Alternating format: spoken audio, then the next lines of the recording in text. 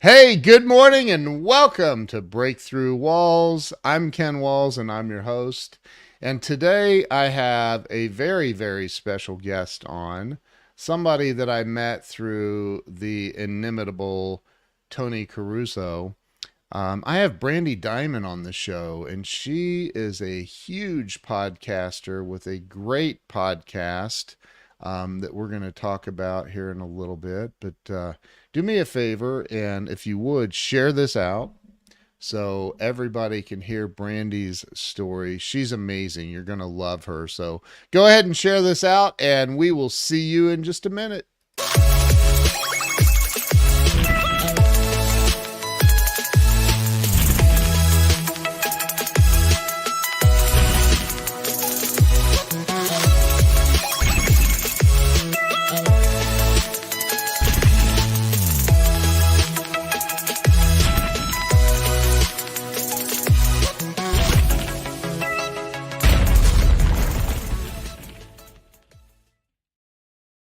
Hey, welcome back. Let me bring Brandy on. Brandy, welcome to the show. Hey, hi, great to be here. Finally. Thanks, Ken. Finally, yes, we had let's just tell them we had some reschedules due Yes. to a number of things. Like it Yes. just I was like Something on your side, something on my yes, side, but we're here. We we're we're here. here, and it's I'm Friday. It's a good I'm day. so excited. I'm Me so too. excited. I love your background, by the way. I didn't Well, mention thank that to you you. before. It's Yeah, it's really my cool. official office of I love it. podcast office. I love it. Thank you. So, Brandy, I've been doing this for about almost 6 years now. It's unbelievable to Oh, me. yeah. Um, and, I started this to kind of help people have a breakthrough in life. And probably for selfish reasons too, for myself. But Yes. talk a little bit about where it all started for you. Where were you born and raised? So I was born in Wichita Falls, Texas. I was raised mostly in Dallas, Texas. Okay. My dad was an oil guy. So when I was a kid, we traveled to Oklahoma and lived there for a little bit. He got stationed in Ventura, California for a little bit. So we traveled there and lived there. And then I was officially back in Dallas in the fourth grade. So I've been here since. So Wow. yeah, my parents were actually living in Electra, Texas, but because of the hospital situation, I was born in Wichita Falls. Wow. So my mom has a lot of great stories about that commute when she really Wichita needed Falls is a pretty good hike from here, isn't it? It's a couple of hours, a couple right? hours. Yeah, Yeah, yeah. yeah, couple hours. Northwest, I Yes. think, right? Hmm. Yeah, Yeah, yeah. yeah. I've never been there, but I know where it is. So, but so you were like you were born, you were raised here in the Dallas area. That's correct. Um, what was it like growing up for you as a kid? So I'm the oldest of four girls. Okay. My mom stayed home. I think I can always remember my mom being a stay-at-home mom up until I would say I was about a freshman in high school because I started driving earlier because I had to get my sisters around. So, we're talking back in the early 90s. And I remember like driving myself to driver's ed. My dad traveled a lot. So I was here and Wow. I'm the oldest. So I had to help out a lot. But Yeah. I had a good childhood. My parents, I always have to admire being a mom myself. I admire parents who are okay with the struggle and it's an open conversation for family, whether it's money, whether it's social, whether it's just moving around a lot or just Yeah. just really hard conversation. So when my daughter was born, I remember reading you should tell your infant your problems, right? You should start communicating with them at a very early age because they're going to be able to adapt to family things a lot better and Yeah. understand that as they grow. So I feel like my mom kind of did that. We're all very close.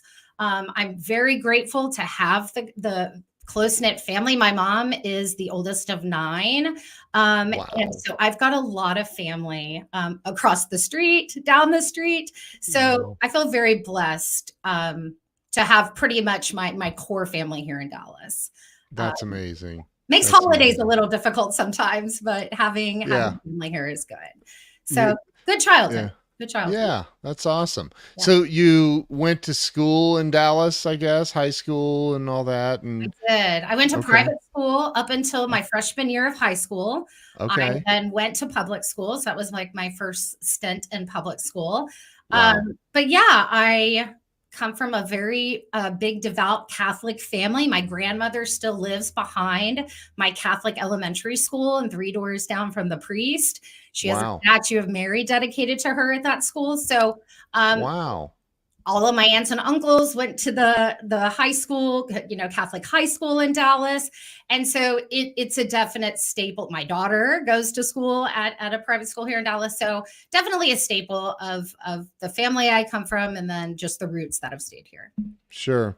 So when you graduated from high school, did you end up going to college? What direction did you go? Yeah, so I actually stayed here and went to college. I did a Oh, little bit of community college.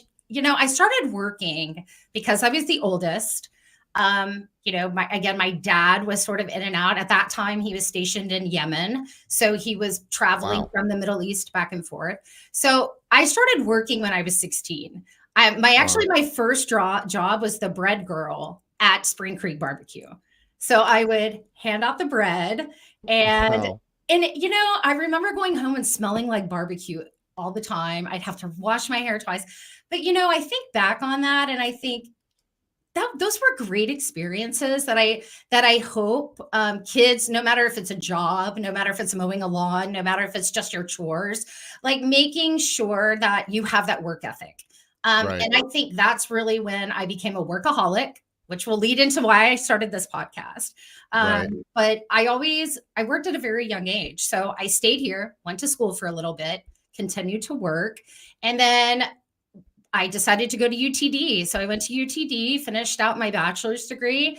And then I thought, you know what? I might as well just stay here and get my master's. So I did. So I have a bachelor's and master's from University of Texas at Dallas. Wow. Good for you. Thank you. So okay, so you get out of you get your undergrad, and then did Mhm. you immediately get your master's? Like, Yeah, I was actually in a fast track master's program while I okay. was still getting my bachelor's. Okay. Yeah. So what did you do? Like I didn't go to college, so I always wonder like okay, you graduate, you get all these degrees and papers and stuff and you Yeah. instantly became a multimillionaire overnight? So that's exactly how it works, right? It's exactly how it works. Actually, no. I finished up my master's and I was working for a company that really kind of threw me into a lot of really fantastic work. So I worked for a lawyer and he taught legal education around the country. So my Okay. job was to connect with law firms, which is funny because I actually ended up working with law firms throughout my consulting and sales career. But Wow. this is kind of how it started. And I remember having to go to DC to plan a big event at the Kennedy Center with a Supreme Court justice who he had just wrote a book with. So I feel like Wow. early on in my mid 20s, I really was kind of thrown into that professional services. And that's where I stayed. So my degrees are actually in business for public sector. So I went to school for economic development, but my passion kind of landed me in the private sector. And so I've just sort of used my business skills and what I learned from my degrees. But no, I was in the private sector. I stayed in the private sector. And most of all of my career, I have been in some sort of sales or consultant role. Wow.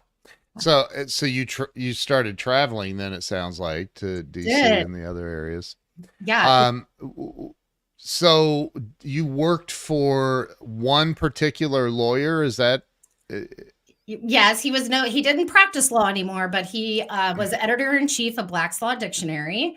okay. He might be watching this, I don't know. But yeah, so that was really my first, and I was probably there for about 6 years. Okay. And it was great. I mean, I could do it while I was getting my master's degree. It helped me build relationships that I really ended up using later on when I became a consultant. And so I think it really was just that professional services environment that I had in my mid-20s, and I thought, okay, this is where I need to be. So I sort of stayed that path within my career.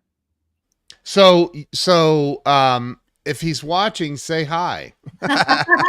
I encourage Hi, everybody Brian. to say hi. Hi, Brian. Yeah. And Brian, if But I never told you that, now I've told you that. So thank you. right. Gabe. So you were there for, you said, about 6 years. That's Where did you go from there?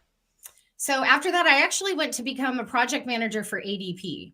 So I really loved ADP, and something happened. I talk about trauma a lot on my show. We do, Yeah. true crime, and it's interesting because I went through my own trauma in that transition from that company until figuring out what my life looked like and what was going to happen when moving to ADP. And what happened to me was I lost my first child. My water broke at 28 weeks. He was born about 5 days later. He lived for 26 days and then we said goodbye. So there was a part of me that was broken, that just wasn't, trauma. And I talk a lot about this because what it does to you mentally, not only mentally, but physically, and having to overcome true trauma, losing a child, I always say I haven't felt that kind of pain since. And I lost my father several years ago. And I feel like I could deal with my father's death a lot more how probably I should handle it. And at least I can compartmentalize some of this and think about it logically when it comes to death. Because when you deal with that at, your first child, you're in your second year of marriage. And this can be traumatic, right? Chris and I are still together, but the odds were stacked against us because when you go through these types of things, sometimes you don't make it. And it took a lot of self-reflection. I blamed myself. There was an infection in my placenta. And I, should I have known? What was I feeling for? I had never been pregnant before. And so I had to let that go. But I think when we deal with these things and we reflect, it's very easy to self-blame. And I think that people listening who go through this, forgiveness for yourself is a big thing. It's probably harder to forgive yourself than it is other people, to be honest, and to move forward. So, Ken, I would say I was sort of a shell of a person for a few years after that. It was just really hard. But as your title says, we broke through. I was at ADP. Through that process of working at ADP, I was thinking about having another child. Well, when you go through that, there's a lot of medical stuff that happens. So going through that process, I was told, doesn't look like you're ever going to be able to carry kids again. Wow. And that was very difficult to hear at 33 years old, and, then dealing with that. Well, I'm at ADP. I had been there about 5 weeks and I wasn't feeling very well. So I thought, okay, well, we have some sort of, what do you call it? I had gotten pregnant. It ended up being a tubal pregnancy. Women, I know you're listening to this. It's very common that it happens to us, but there can be a lot of health issues with that. So thankfully they caught it early. So I thought, this is something else. This is kind of what I'm dealing with. They told me I can't get pregnant naturally. So here we go dealing with this again. And Ken, I was pregnant, and Phoenix is now going to be 11 in January. And no problems in the pregnancy. In fact, they had to take her a week early because she was getting so big and it was getting hard on me. So it's a blessing. I remember telling my mom and my sisters and my friends, we still talk about it to this day, because it's one of those things where you go through this trauma as a group, right? It's not just you. It's a family thing. And then you hear the good news. And Phoenix was born in January. I lost Asher in January. I feel like God works in interesting ways. So that time of grief is now my time of celebration. So that's awesome. I can tell that it's very emotional for you. So the tubular pregnancy Mhm. was Phoenix? No, before Phoenix. Oh, So in between, oh, after I lost Asher, we tried again, right? After a couple of oh, years, and when I was ready, and then I the got it. positive test came back, but then when they Wow. looked at it, there was nothing there. So they thought, okay, it's in the tube. Well, they fixed that, took care of Yeah. that. But then that's when they started running tests and said, well, it looks like there's a blockage Mm. and it's probably never going to happen. And if you continue to try this, it can cause you more health issues. And so I got to a point where I thought, okay, in fact, my sister, if she's watching, thank you for offering to carry a baby because she did.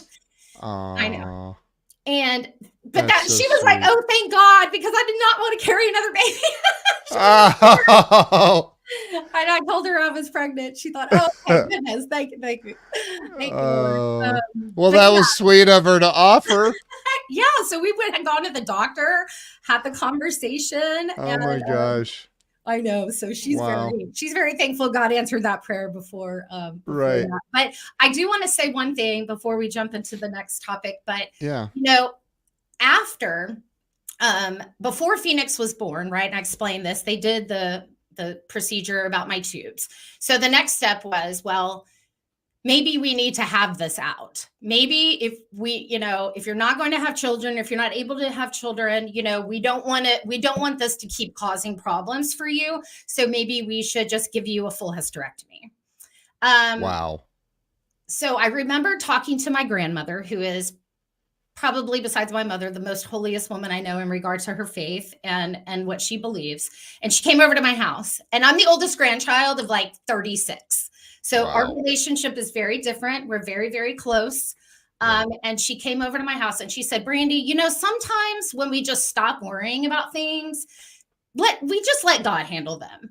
And Yep. maybe if you just don't have the surgery and just let things kind of ride out, maybe there'll be something that happens for you. And she's the reason I didn't have that surgery. And I found out I was pregnant with Phoenix 3 months later. Hallelujah. I think that first off, the medical world can be a little bit negative. Not Sure, all of them, sure. but a lot of them. And I do believe that a lot of medical professionals discount God. Like, That's right. and it's like, well, maybe there's a different plan that you're not aware of there, Doc. Yeah. And obviously there was. Yeah. Okay, so you were still at ADP. By the way, Yeah, I great got payroll pregnant at company. 80. Great I company. used Great I company. used to use ADP. They're amazing. Great company. How long did you stay at ADP? So I was actually at ADP, maybe 2 or 3 months, and then I found out I was pregnant. And so, Oh, because of what happened to me before, there was a lot of restriction for me yeah, through those 9 months. So, yeah, let me say something. ADP was amazing. They yeah, let me really just do my pregnancy how I wanted to do my pregnancy, and I am so grateful for that. yeah. And so I did, and I was with ADP through that pregnancy. And then I thought, okay, I'm not going to have any more kids. This is it. By the way, I haven't got to talk about Alia, but Chris and I met when he had a daughter. She was 4. So she's 24 now. So I'm a stepmom Wow, to a beautiful 24-year-old who I'm very wow. proud of. So she made me a mother before I was a mother. And Oh, so, I knew at that point I counted my blessings, and this was going to be it. So when I was at, so I decided, okay, I'm gonna be a mom. I'm gonna be a mom. I'm not gonna work. And that's never an easy conversation with your right. spouse when it comes to wanting to stay home. But Chris said, do what you need to do. And it was a huge blessing. I did it for Yeah. 2 years. And then I was ready to go back to work. So I did take those 2 years off. I left Wow. ADP, took 2 years to have a break with my daughter and raise her. And then I got back to work. And where did you go? I actually went to a company called Loop Up.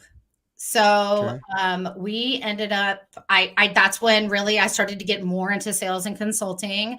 Um, Okay. I had really, it's funny. I used to think my dream job was traveling every single week and being in sales meetings with Yeah. decision makers of big enterprise firms, and I think it was. But then I had a daughter, and so Yeah.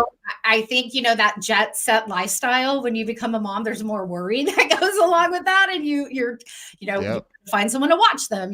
My husband Yeah. is very busy at Parkland Hospital, and Yeah. his schedule, we had to have some help. And somehow we did it, because with Loop Up, the company is actually based in London. So I had to go to London. In fact, for Oh, 2 straight months, 2 weeks here, 2 weeks in London, 2 weeks here, 2 weeks in London. oh And I my did this God. for 3 months with a 3-year-old, almost 3-year-old. Oh my My gosh. first job back into life after Oh, after having the baby. wow. How Yeah. long now?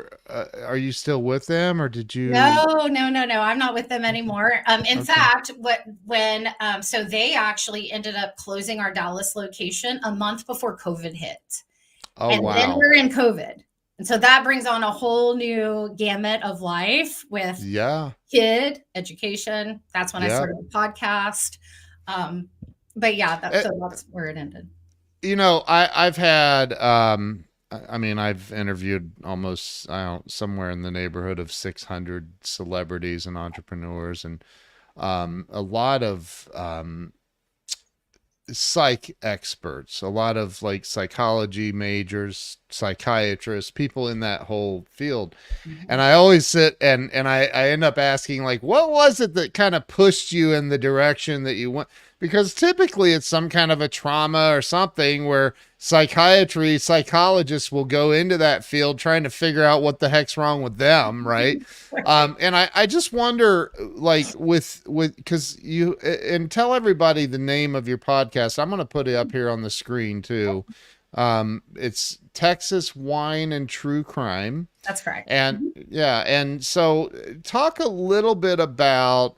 So we all know we don't have to rehash COVID unless you want to. Um, Not really. uh, uh, I'm so over all that crap. But talk about number one. You started the Texas Wine and True Crime podcast. Mhm. Um, why? What was the thing that made you go, I should interview people about murder and stuff. Yeah. So I would so my mindset at the time was, so we were about 5 months into kids not going to school. Okay. So I Yeah. had a child here who was remote learning. Yeah. I wasn't working because we had just closed the office, and Yeah. now nobody's hiring, and people are, just struggling. Yep. And so the workaholic in me thought, okay, well, I've got to do something. And Right. what could that something be? Well, Chris is in a band, and he had all the equipment I needed to podcast. It's funny, Ken, I had always thought I should be in radio. I've I've Hmm. I've done different things with different audiences, or maybe I've spoken about certain topics, or and so my passion for storytelling is big. I remember, Yeah. like, when I would read to Phoenix as a kid, I mean, I would like act it out. And so I believe in the power of stories, whether it has Yep. to do with your business, whether it has to do with your personal life, whether it has to do with something that you learned from. I'm a big believer that stories matter. And not only do they matter, but there are people that are going to be affected by your story that you're never going to meet. And so Amen. I really wanted to do sort of two things. One, I wanted to get back to work. I wanted to feel purpose. And so that's when I decided, okay, I'd always thought about being in radio. I'm now unemployed. I'm at home with a kid. I need to do something from home, and what can I do? What can that be?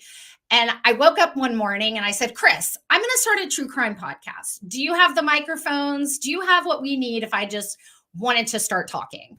And he Right. said, yeah, I got it. And thankfully, he is the engineer of this show, now my partner in crime. Literally, he is the Yeah. other host of this show.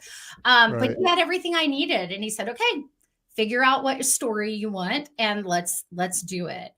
And so I believe in I'm a big researcher now that I'm doing this. Gosh, Ken, we'll be celebrating 4 years of this show on Halloween. Wow. Will be our 4 year Wow. anniversary at the end of this month.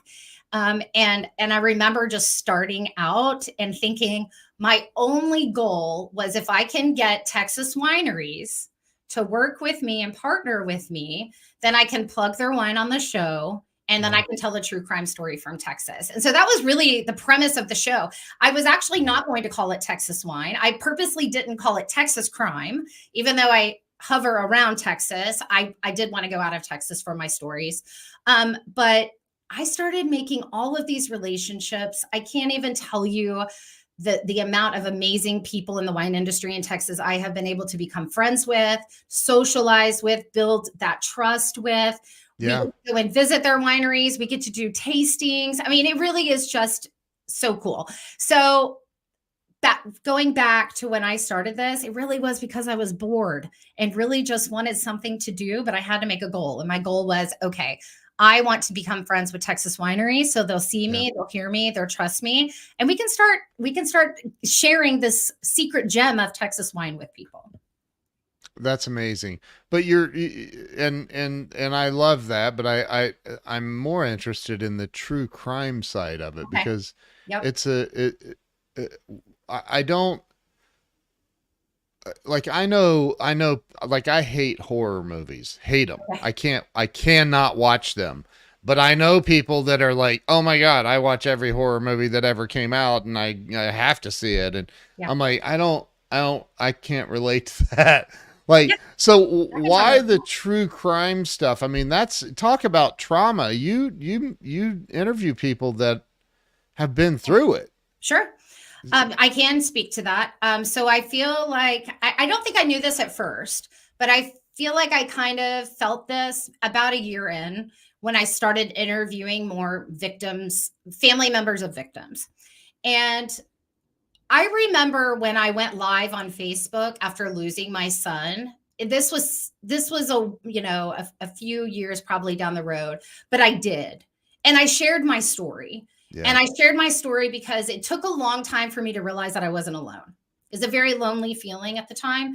And so when you're dealing with that kind of trauma, it was a safe space for me to tell my story. And that's exactly what I wanted people to think about my show, that they could come on there and I've had this conversation with people who are either the victim and yeah, thankfully still here to tell their story, or I'm talking to families and they're looking for justice for their loved one. And no matter right, which one it is, it's a story to tell and they're going to touch someone. right, As traumatic as it is and as hard as it is. And so I started thinking, like, this is why I'm here, because I want people to be able to know this is a safe space to share that story. You never know who's listening. You never right. know what kind of tip can come in. You never know who you're going to touch. I can't tell you how many messages we get after some of these stories saying, I'm looking for the same kind of justice, or this happened to me as well. And so it really became a real thing for me. And victim advocacy is something we are very much involved in. We also get tips about crimes from people, or they'll just Wow. reach out and say that, hey, my, am a family member of someone that was found in the same, around the same time in Dallas. Like, I wonder if there's a correlation. And so I feel like Wow. this show is not just me talking about wine and giving a story anymore. It's Right. really about making a difference. And Wow. the trauma piece for me is that I talk about Asher sometimes, right? Chris and I will Yeah. mention that we've been through this trauma and we get it. That's the thing, is I get it. I don't have to be the victim of a crime to get it. I don't have to Right. be the family member of a victim to get it. I know what trauma, the unknown, Yeah. the fear, all of that, the sadness, the grief, the true grief Yeah. of something, and I feel it talking to them. And so I hope they feel the same way about our show. Wow. What are some of the more what I guess more surprising or shocking stories that you've come across and Mhm. like interviewed about different topics? What are Yeah. some of the things that caught you off guard? Um, a few stories that I'd like to mention, just people directly. I hope that's okay. There was a girl who reached out to me that was from Highland Park. Her father was a Dallas judge. And she was actually held hostage when she was 7 years old. She was in the closet hiding with her mother when her father was dealing with a crazed individual that Highland Park police, neighbors were very much aware of. Mm, And she reached out to me and said, Brandy, I've never told this story. She's much older now. yeah. And she said, I've never shared this, but I think about it every day of my life. And I was 7 years old. Wow. And that's the kind of thing that gets me because she's choosing me and our platform to share that with others. Yeah. And I take that that's a big responsibility that I take very into my heart. And Mm, I appreciate that, but I also hold it very tight and know that there's a reason that she's reached out, and I'm going to let her tell her story. And that's another thing too, podcasting, some of us podcasters, sometimes when it comes to families and victims, it you kind of can see right through that the podcaster is more concerned about their getting their likes and shows than they really are about caring about the person. And I just yeah. want to say to that, if you interview people on this kind of platform, it's very important to meet them where they are. And it's very Amen. important to really appreciate that they have chosen you in your platform to really share this story. But Ken, Yeah. it's really just knowing what these families have gone through based on what I have gone through. It just might look a little different. And besides her story, there was another one, John Palmer, who reached out. Katie Palmer and John were walking, husband and wife were walking on their road right outside of Sherman and Denison, Texas, when they were both hit by a driver at 8 o'clock in the morning. This driver, they were walking with traffic. So this person had to come across two lanes on this country road and hit both of them. Katie died immediately. Oh. John has since recovered and is fighting for justice because the person driving that vehicle, and this could be a whole Mm. other episode. But if people want to go and listen to his story, he's been on our show, and they are still seeking justice for Katie. Was it a drunk driver? Well, he has a reputation in the area of where he lives to be a partier. There Yeah. was different connections that John and people were making to law enforcement and his family. Um, Mm. there is a there is a lot of the district attorney that decided not to prosecute when this ended up going to a grand jury. In fact, I think they've now gone to two grand juries with this. But he never even saw the inside of a police station for questioning. The cop, Wow. the police officer turned off his cam, Wow. let him remove his weapon out of his truck, and drove the guy home. Oh my gosh.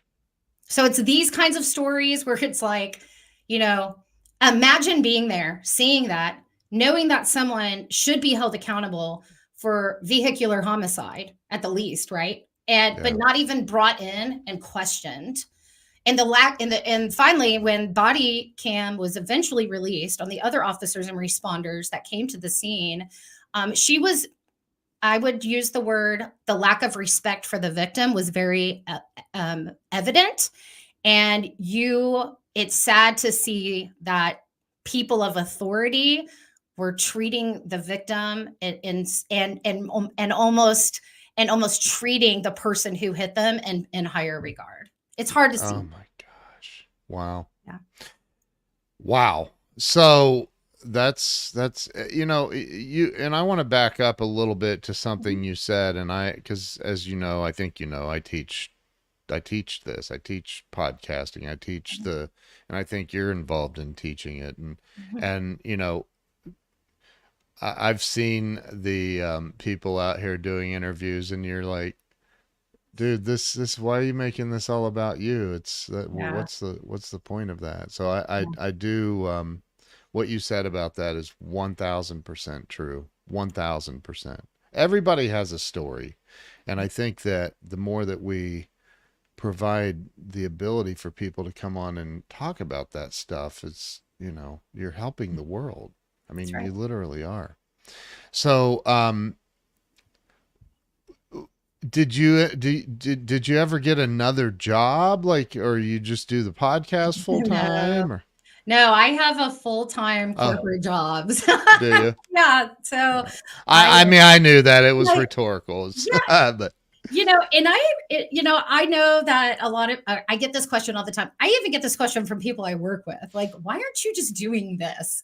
And I yeah, think the truth is I really like what I do in my other life, right? Outside of podcasting. And I think it's a yeah, good balance for me. I'm in a learning and development team for a large consulting firm. And so I get to teach other consultants, right, and or come up with the actual tools that they need to be better consultants and to be in front of clients. So that kind of growth conversation, I like building something from nothing. I did it with yeah, my podcast. I do it in my corporate life. So yeah, yeah. maybe one day, maybe I'll just be a podcaster one day. Hey, I've had John Lee Dumas on the show, JLD from Entrepreneurs on Fire, and who's a friend of mine, and that's all he does, and he makes millions a year doing it. So, Yeah. but I don't, I can't. I'm with you. I can't see.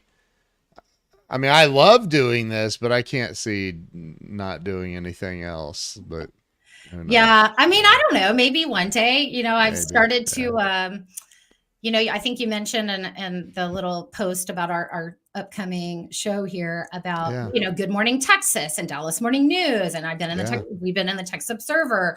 Now I was on Mean Girl Murders. I'll be on two other ones coming up. I can't say the names of them because I get in big trouble for that because they're not released yet. But I'll be on TV two additional times Wow. with other series. And I love it. It's like, oh my gosh, it's the Yeah. best. And the producers really like me. In fact, one referred me, and that's why the other one called me. And so, Yeah. I mean, could I do that forever? Sure. Like, I mean, I would say Yeah. that if the time was right to do this full time, I would definitely do this. So, What is the so talk about the wine side of it, because it's a two-sided podcast. You've got the Texas wine and true crime. Talk yeah. about the wine side. Why did you, are you an alcoholic? I'm kidding. Not at all. You're like, that's the only I time don't think I anybody's ever asked resemble me the that. podcast. Yeah. So I would say my podcast is like a full-time job. I don't know. Maybe there's a lot of people who can do that with two full-time jobs and a kid, but I am not one of them. So Right, right. But no, what so you bring in Texas wine brands, is that correct? Talk about that. yeah. So we, I would say about 4 months into our show, so 3.5 years ago, I was Yeah. asked to come and do a live show in Salado Winery. Shout out. Salado Winery was my Wow. first of everything. They were our first sponsor. They gave us our first live Wow. show. They were the first to send us wine. Um, Wow. Amazing people. If you're ever going to Salado, go visit my friends at Salado Winery. So we did this live show, and man, I was like, this is it. I am so good at this live. I need to be doing this as a different form of entertainment, but in a respectful way. Yeah. And now I believe we've done about 25 to 30 live shows, maybe even Yeah. more, because now I've been at Henry's Majestic in Dallas the first Thursday of every month for almost a year. So we're Wow. probably more close to 50 shows. But so we started to do this live. And besides getting the wine on the show, which is Texas wine, we work with wineries. They send us the wine. Chris is an amazing home chef. And he's like, why don't I just pair food with the wine? So Oh let's say we wow. have two listeners. We have people who entertain and want to know about wine and food. And then we Yeah. have people who really like the true crime piece. So Wow. that's our model for the show. And so not only we have winery of the month, so we'll do winery of the month. Chris will pair it with a dish. But along with that, we do live true crime shows all over Texas. So Wow. yeah. Do you you travel all over? Yeah, oh my gosh, we've done some amazing. We did a Halloween show in Lubbock at a huge winery. Wow. We got asked to come to Friona, Texas, and do a live show, which is way West Texas, like 10 Oh, minutes off the Texaco border. And wow. it's these beautiful places that Chris and I have never traveled to, or just Wow. seeing parts of Texas. But yeah, I've done 3 or 4 in Grapevine. So yeah, we do this live, and we do it. So Henry's Majestic in Dallas, we do our show the first Thursday of every month at Henry's. So you can come and actually see us there. That is really cool. Yeah. Really cool. Where is that? Is it Henry's, in Dallas? yeah, it's actually near downtown. It's right off of Commerce. Yeah. Okay. Downtown. Okay. Yeah. Very cool. Yeah. So what's next? I mean, what do you have planned for the show and everything you've Yeah. got going on? So right now we are doing our very first live show in Fredericksburg. I'm so excited about that. So we are going to Texas Hill Country to do our Wow. live show at Longhorn Cellars. I think tickets are actually almost sold out, so people should snag them. If you're in Austin, come see us. All right there. So this will be our first show in Fredericksburg. So we're excited about that. So that's coming up November 2nd. Our show anniversary is Halloween. Our wedding anniversary is November 1st. And so we've got live shows coming up through the fall. But Wow. honestly, I'm just going to keep doing what I'm doing. I'm a believer that I like to tweak. I'm always tweaking things. I would say what it looked like 6 months into the show is definitely not what it looks like now. So Right, I've right. evolved this concept. And so that's another thing with business. If you're listening to this and you're an entrepreneur or you are a podcaster, it's okay to make changes. And I want to empower you to do that. Your listeners are so important. I mean, you need them because otherwise you'd be talking to nobody. But I started treating this like a business. And when I did that, it started to pay like a business and it started to attract the people like a business. And, Yep. and I think that was the shift for me. But, Yeah. I don't know what's ahead. A lot of live shows, some more interviews that I have lined up. So we'll see. But please follow What and subscribe because Yeah. I think we have 148 episodes to listen to now, and still Wow. growing. So So awesome. So talk about what your look, my buddy Joe Ingram's on here. I'm the most important listener. there. Thanks, Brandy. That's so funny. And my buddy from England is watching on Instagram. David Pereira says, Brandy Diamond. What a cool name. It is a cool name. Thank you. I get Love that name. complimented on the time. And then once Chris Yeah. and I hit our 10-year anniversary, I'm like, no matter what happens, I'm keeping the name. It's officially Brandy Diamond. Right. So Yeah. people just Leave like it me. too I much. don't care. Your name's not going with you. I'm officially That's- branded forever. I love that. So again, this show's about breaking through and having a breakthrough, getting unstuck. Um, what do you think, in your opinion? And I've asked just about everybody that's been on the show. Um, what do you think the number one thing is that stops people from really having it all? And I'm talking about, and fear's the number one answer. You can't use that. You got to do better. But I'm talking about like having financial freedom, having the happiness and all of that in your life. What do you think stops most people? They care too much about what people think. I love that answer. I think that most people go through their day Yeah. when they want to do something, they actually think not how they would either appreciate or react to it, but how someone else might react to it. Yeah. And I think that stops people from doing a lot of things that they have in their head that they really want to do, but they just don't. Judgment is a big thing. And I think if you can pass through that, I mean, I always say, if I was going to look at reviews, right, or messages, I mean, Ken, I'm sure you've got them. That's just the nature of this business. But if Yeah. I would have read those, it would have been very easy to quit. And I always say quitting is the easiest thing to do because nobody is there to tell you not to do it, especially as an entrepreneur, right? I could Yep. give up on this podcast today and nobody's really affected by it but me. And so, well, maybe my listeners if they miss me. But the truth Yeah. is, I could do it without any sort of repercussion to me. But it would have a repercussion on myself, on my motivation, on my Yeah. self-esteem. And so I think people just care too much about what others think, and I think that prevents them from really breaking through into truly who they are. I love that answer. That is 100% the truth. I happen to be one of those people that don't care what I Yeah. really don't care. I don't like it's I do. I love people, but Yeah. not necessarily all of their opinions.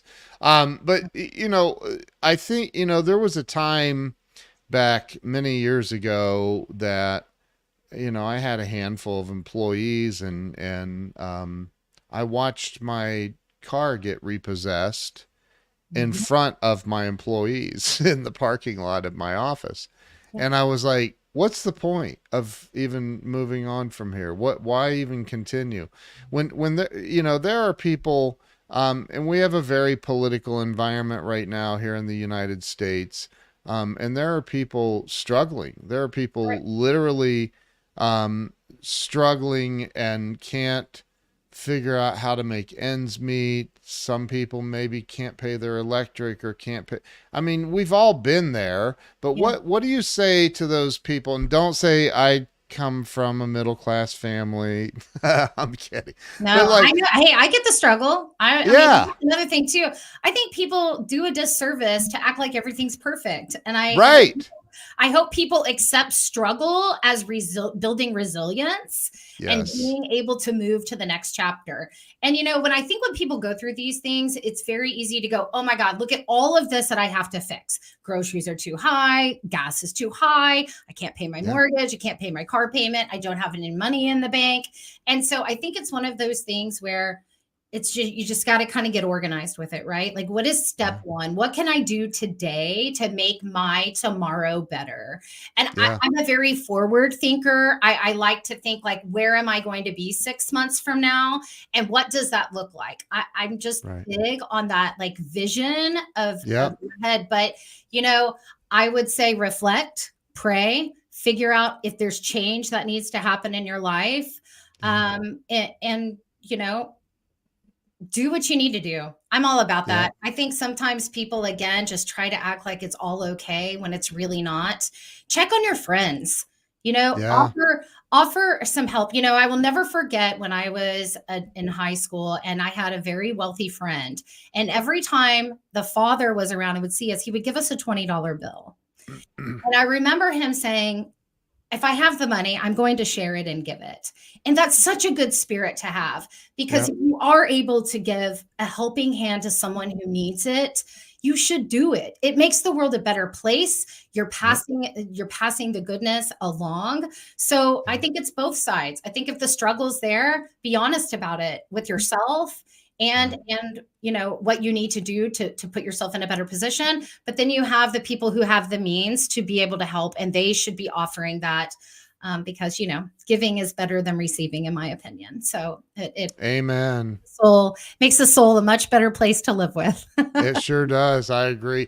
I think I'm a recovered alcoholic with 22 years sober, and I remember back many years ago, because most alcoholics are very self-absorbed, and I might have been when I first got sober, and I remember somebody saying, "You got to go help other people, man. Like you got to get out of your head and out of your problems when you're helping some old lady weed her flower bed, or whatever it is that you're helping Whatever it is. somebody with. It takes away your problems. That's it, right. it makes life better for everybody. So I love that you brought that up. That's a beautiful answer.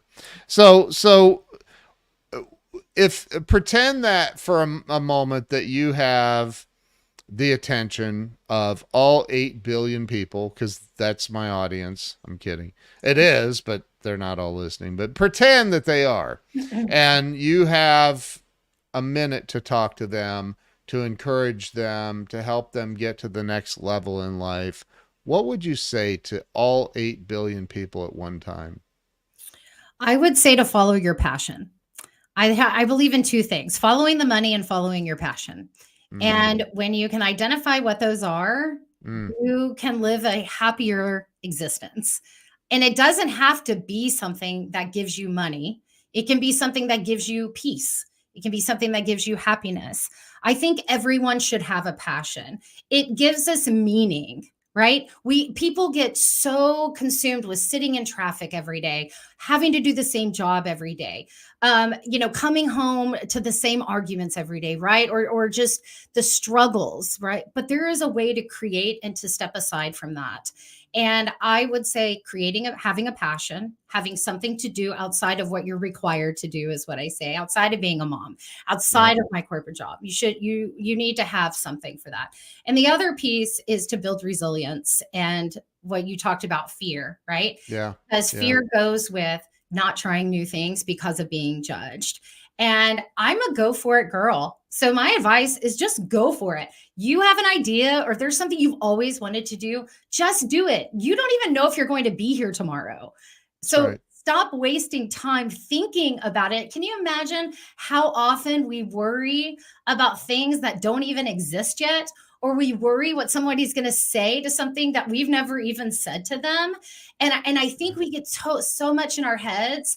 Then the days pass by, then the years pass by, and we're still stuck in the same place as we were thinking about that so long ago. And I'm a Yeah. doer. Just go do it. Try it. If it fails, try again. Do something different. But I just say go for it. Live your best life. Happiness is created within yourself. It's funny. Chris and I talk about this a lot. Like and laugh. Oh my gosh, we take ourselves way too seriously. We I do. watch comedy every day and listen to comedy on Pandora every day. And there's a reason I do that. I talk about true crime. So I feel like I kind of have to balance it out, but I love to laugh. Laughter Yeah. makes your just everything better. And so call a friend who's really funny if you're having a bad day, right? Yep. But for people, I think it's just creating passion, creating self happiness, self love. I always say, Ken, the hardest thing to teach our kids is self love. We can't Yep. make them, right? But you've got to give them and to know that this too shall pass. And I think we live in a world and we see a lot of sad stuff come from the fact that they didn't think there was any other way. And there's Right. always another way. So build Yeah. that resilience, go for it, and live your best life.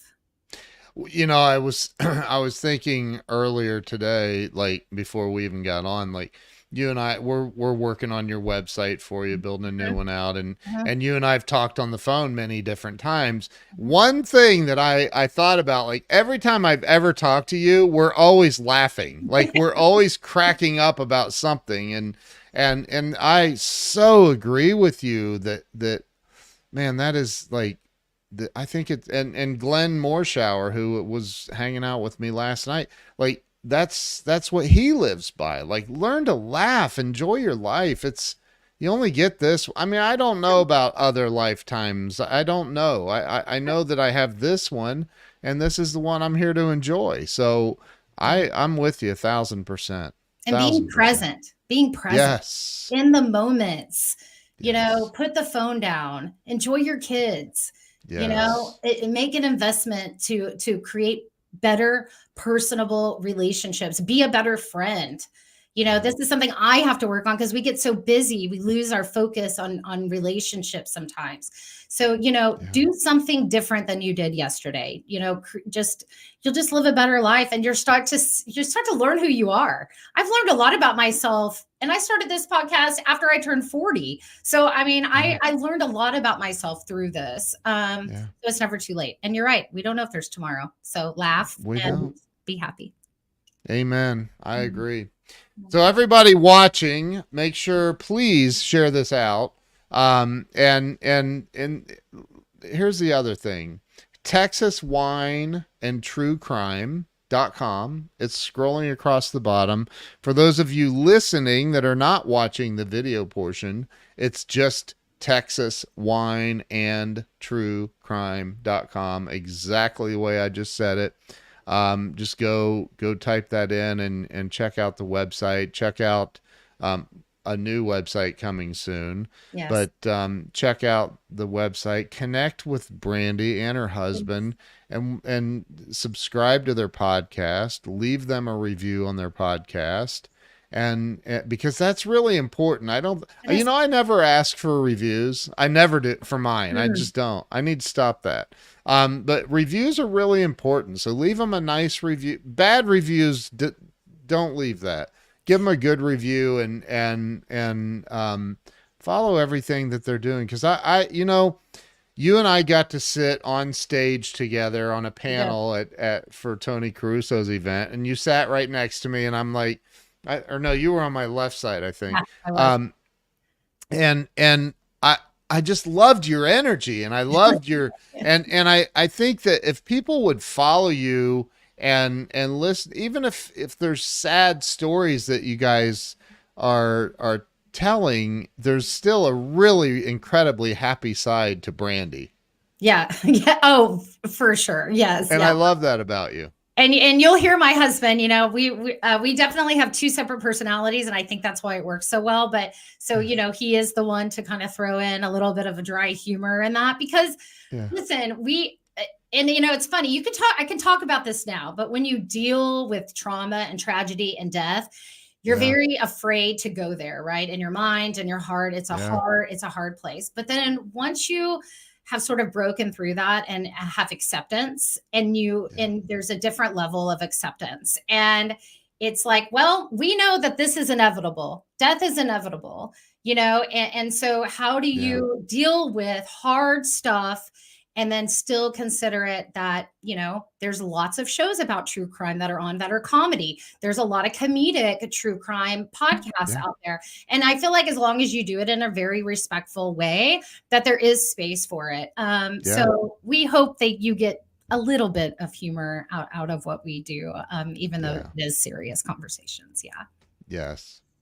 Well, everybody make sure you go follow Texas Wine and True Crime. Brandy, I'm so grateful we finally made this happen. Finally. Yes, me too. I texted you yesterday. I'm like, so are we doing this? Well, we're doing it. We are doing it. It's Friday, and we're ready. We're ready. I love it. I love it. And so thank you for taking the time to come on and share your story. And is there anything else you'd like to share with the audience before we wrap up? If you're local, come see us at Henry's Majestic. Follow us. We're on Instagram. We are starting to do our YouTube. Ken, you and your lovely wife have encouraged us to do more videos. So I know you can't see it right now, but Chris has put together a little amazing video studio in here. So we are going to kick off our YouTube. So follow us, reach out. If you yourself have a story that you want to share, or hey, you just want to email it and get it out to someone, I'm always that soft landing spot to listen. So please reach out, say hi. And Ken, thank you for having me. I appreciate it. Brandy, thank you for being here. And everybody watching, thank you for watching and hanging out with us. If you shared this, you're incredible. If you didn't share it, you still can redeem yourself and go ahead and share this out. So easy, right? Just push the button. So just push the button, share to you. Because honestly, and especially with this show, there might be somebody that's been through what you talk about that could benefit tremendously. So make sure you share this out and get a bunch of people watching Brandy and listening to her story. So thank you again. I'm going to wrap up the live stream. I'm going to end it, but thank you, Brandy. Thank you so much. Have a wonderful weekend. You do the same. And we will see all of you very, very soon. Very soon. All right. Thank you, Ken. Thanks everyone for watching. Thank you. Stay with me. Don't leave me, Brandy. You got it. All right. We'll see you guys later. Bye. Bye.